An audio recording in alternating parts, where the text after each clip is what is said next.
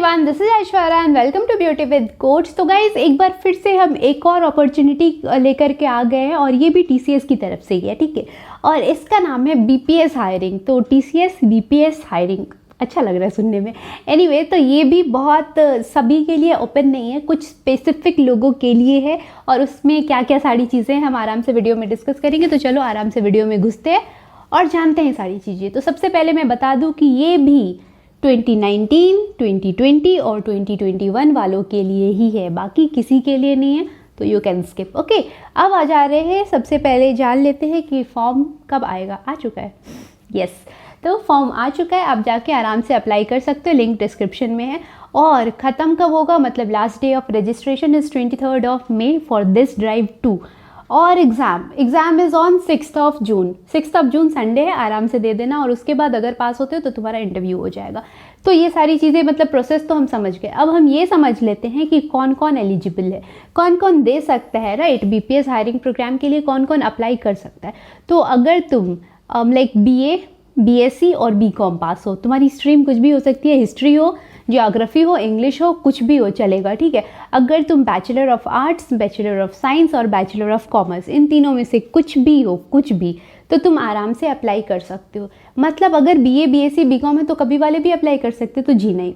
2019, 2020, 2021 अगर तुम इन तीनों में से कभी भी पास हुए हो, तुम 2019 में पास हुए, 2020 में पास हुए या फिर 2021 में पास हुए हो, तो आराम से अप्लाई करो। ये एकदम से फुल टाइम जॉब अपॉर्चुनिटी है, तुम्हें आराम से मिल जाएगी। तो जाओ, जा करके करो अप्लाई और जो भी हो रिजल्ट आके बताना। एनीवे कुछ इंपॉर्टेंट चीज़ें जो है वो मैं डिस्कस यहाँ पे करना चाहती हूँ।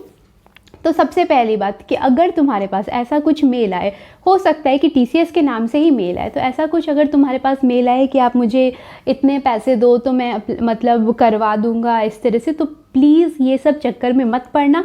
ये सारे फ्रॉड मेल्स होते हैं, इसमें कुछ भी नहीं होता है। टीसीएस कभी किसी से पैसे नहीं मांगता। टीसीएस क्या, कोई भी कंपनी ऐसे कुछ एक्सपेक्ट नहीं करती है तुमसे।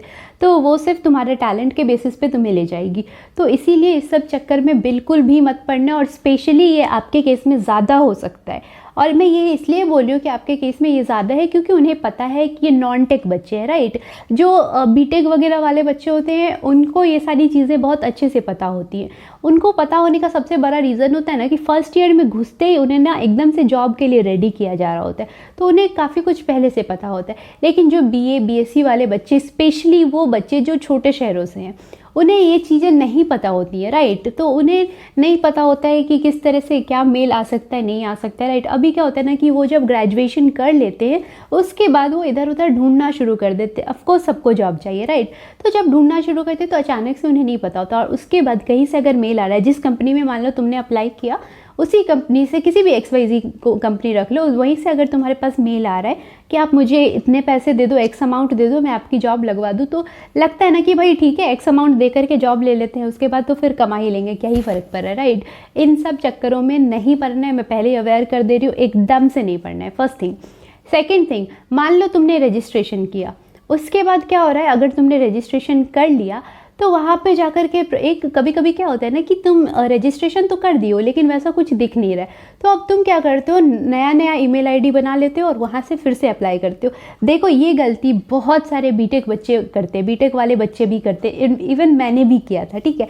तो मैंने भी अपने टाइम में ये गलती करी हुई थी कि एक ईमेल आईडी से मैंने अप्लाई कर दिया और वहाँ पे उस टाइम रिफ्लेक्ट नहीं हो रहा था उनके पोर्टल पे। मे बी वहाँ पे कुछ प्रॉब्लम चल रहा है इंटरनल, मुझे नहीं पता। तो जो भी प्रॉब्लम चल रही थी तो मैं एकदम से पैनिक हो रही थी, मुझे लगा कि मैंने तो अप्लाई किया और उसके बाद क्यों ऐसा हो रहा है। तो मैंने क्या किया, तुरंत में एक नया ईमेल अकाउंट क्रिएट किया और उस ईमेल से फिर से अप्लाई कर दिया। ये गलती कभी मत करना। मैं तो अपनी गलती सुधार ली, लेकिन अगर तुम नहीं सुधार पाए तो प्रॉब्लम में पड़ जाओगे। प्रॉब्लम मतलब ये एक फ्रॉड वाला केस हो गया कि एक बंदा दो ईमेल आईडी से अप्लाई कर रहा है, राइट। तो ये क्या हो गया कि तुम सिंगल इंसान हो, एक इंसान दो जगह से मतलब बोल रहा है मैं ये भी हूँ ये भी, अपनी दो आइडेंटिटी लेके जा रहा है। एक तरीके से सोचो तो ऐसा हो गया, राइट।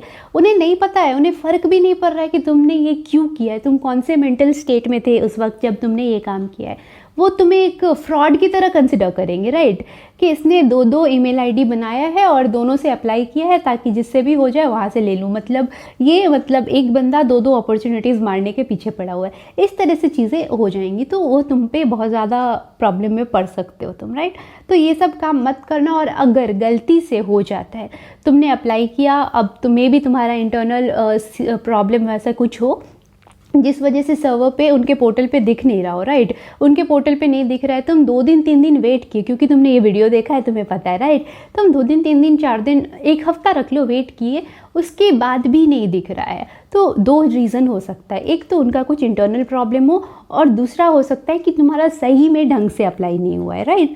तो उस केस में तुम क्या करोगे, तुम फिर से दूसरे ईमेल आईडी को क्रिएट करके और अगर बना लेते हो तो ये कोई बात नहीं, तुम कर सकते हो, राइट। अगर तुमने वो काम कर लिया तो अब क्या हुआ, फिर से सेम पोजीशन पे पहुंच गए। अगर तुम्हारा ढंग से अप्लाई नहीं हुआ था वाला केस है तो यू आर सेफ। लेकिन ऐसा अगर है कि तुम्हारा अप्लाई बहुत अच्छे से हो गया है लेकिन अभी भी उनका जो इंटरनल प्रॉब्लम है वो सही नहीं हुआ है, जिस वजह से उनके पोर्टल पे रिफ्लेक्ट नहीं हो रहा है, तो फिर से तुम उसी प्रॉब्लम में आ गए कि तुम दो आइडेंटिटी लेके खड़े हो गए हो, राइट। तो तुम आराम से एक काम कर सकते हो, मान लो तुमने abc@gmail.com से पहले अप्लाई किया था, वहाँ से तुम्हें कुछ इश्यूज़ आ रहे थे, तुमने अब efg@gmail.com मान लेते ना, उससे कर दिया अप्लाई, तो तुम आराम से अपने नए वाले ईमेल आईडी जो तुम्हारा EFG तुमने बनाया है उससे जा कर के उन्हें मेल करो और अपना पुराना वाला जो है उसको ब्लॉक करवा लो। उसको तुमने खुद से बोल के ब्लॉक करा लिया तो बात ख़त्म। तुमने बोल दिया कि ठीक है मैंने बाय मिस्टेक ये कर लिया था, और ये काम तुम्हें करना है रजिस्ट्रेशन के लास्ट डेट से पहले, मतलब 23 मई से पहले तुम्हें करना है। तुम अगर खुद जाके उन्हें बोल रहे हो कि मैंने गलती से ये वाले अकाउंट से ये वाले ईमेल आईडी से एक अप्लाई कर दिया था, अभी मैंने इससे किया है बिकॉज मुझे कुछ वहाँ पे प्रॉब्लम हो रही थी, या जो भी तुम अपना रीज़न वहाँ दे दो, तो प्लीज़ आप उस वाले को ब्लॉक कर दो। तो उन्होंने उस वाले अकाउंट को कैंसिल कर दिया, ब्लॉक कर दिया, जो भी, तो उन्होंने उस अकाउंट को कर दिया ख़त्म। अब तो समझ आ गया ना कि नहीं ये बंदा सही है, ये एक ही आइडेंटिटी लेके आया है। तो अगर गलती से ये चीज़ हो जाए तो इस गलती को सुधार लेना। तो ठीक है, बस इतना ही कहना था, क्योंकि तुम कभी फिर प्रॉब्लम में मत पड़ जाना। और उसके बाद आराम से बिंदास होके 2 इंटरव्यू दो जा करके, मतलब पहले तो एग्ज़ाम दो 6 को, एग्ज़ाम का जो रिज़ल्ट है वो तुम्हारा 1 हफ्ते के अंदर आ जाएगा। उसके बाद एकदम से मस्त होकर के जाओ, इंटरव्यू दो बोल्ड होकर के, और लेके आओ यार ऑफ़र, फिर बताओ। तो मिलते हैं फिर नेक्स्ट वीडियो में, तब तक के लिए stay healthy, stay fit, love you all, this is Aishwarya signing off, bye bye.